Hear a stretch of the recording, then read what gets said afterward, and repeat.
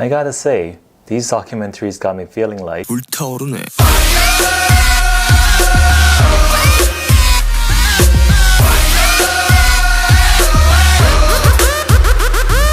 Okay guys, welcome back to my channel and congratulations, today you're gonna get 2 reviews.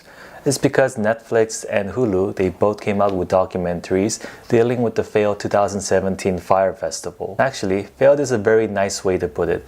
And after watching these 2 documentaries, either one to be honest, you'll understand why. It'll make me go like wow, wow, wow, wow, wow. Hulu's documentary is called Fyre Fraud, while Netflix documentary is called Fyre, The Greatest Party That Never Happened. One of the main differences between these 2 documentaries is that Hulu's documentary, Fyre Fraud, they have this one-on-one interview with Billy McFarland, who was the co-creator and the main orchestrator of this failed music festival. And while it isn't mentioned in any of the documentaries, Billy McFarland actually approached Netflix, letting them know that Hulu was offering him $250,000, and if Netflix gave him something, that he would also participate in their film.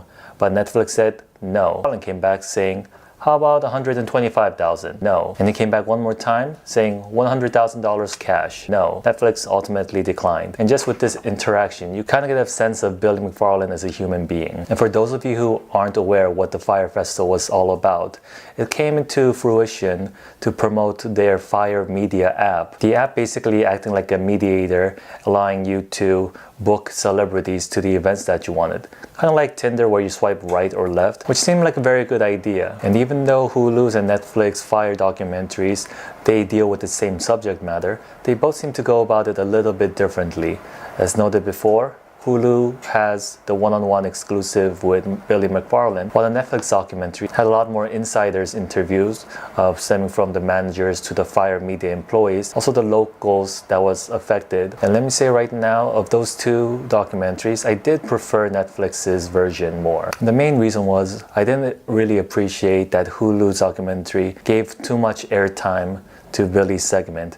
And judging by what other people have talked about Billy, kind of get a sense of that he's not that trustworthy. Also, they did ask him a lot of questions, but Billy either flat out didn't answer them, or whatever answers that he ended up giving, it was very hard for me to truly believe the answers that he was saying. For example, he said that there were villas and rooms ready, but that all the keys that was in this one box that was misplaced and they couldn't find it. And Hulu's Fyre Fraud also interviewed Billy's girlfriend, and she tried to paint a more sympathetic picture of Billy, and that, oh, he's not really like this, he's a very nice, sweet person, but it didn't come off as believable. And Netflix Fyre documentary, on the other hand, it did interview more with the Fyre Media's employees, also the management team, but most importantly with the local people who were affected on this Bahama island. And for me, it painted a more realistic and unbiased picture of the festival and the fallout that happened. But this difference aside, both documentaries did a very good job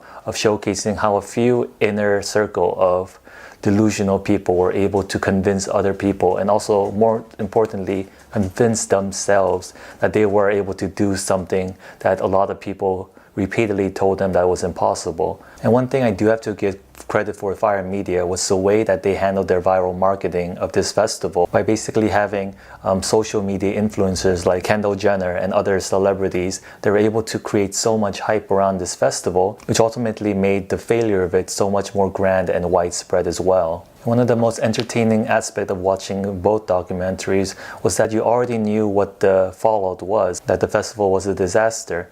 But the behind the scene look really amplified and really highlighted the process that made it that big of a failure. It was more devastating to see the impact that it had on the island. These were workers who were working hard trying to make this festival happen, who believed in Billy, but in the end they were misled because Billy McFarland essentially lied to them and didn't have any money to repay them with. And if anything, the only reason why I would recommend watching the Netflix documentary is because of Andy.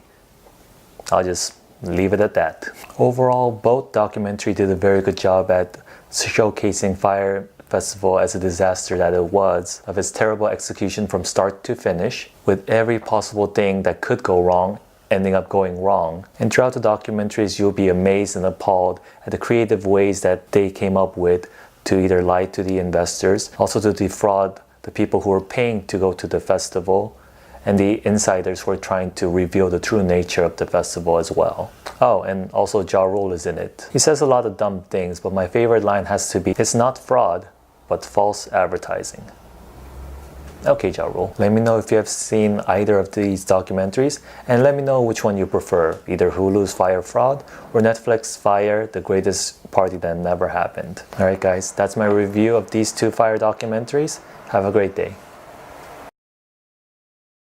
When reading up more on the fallout of Fyre Festival, I have a few more updates that the documentaries don't mention. Of all the people that were showcased in the Fyre Media's promotional video, only one model, I believe her name is Bella Hadid, she was the only one who publicly apologized for participating in the promotional video. And because this event gained so much notoriety, the Federal Trade Commission, or the FTC, they're also implementing a law for the social media influencers, basically saying that they have to notify their audience of when something is sponsored or an ad. And a lot of festival attendees have filed lawsuit against Billy McFarlane and the Fyre Media. And this one person in particular, Seth Crosno, I believe that's his name, he did win a $5 million lawsuit, but he's still waiting on the money to be paid, and to be honest, who knows how long that's gonna take. And Seth also did come out saying that he does hope to buy the Fyre trademark. And last but not least, one of the good news that came out of this whole documentary was several GoFundMe and donation had been set up to help several of the local workers in the Bahamas who were affected by this terrible situation.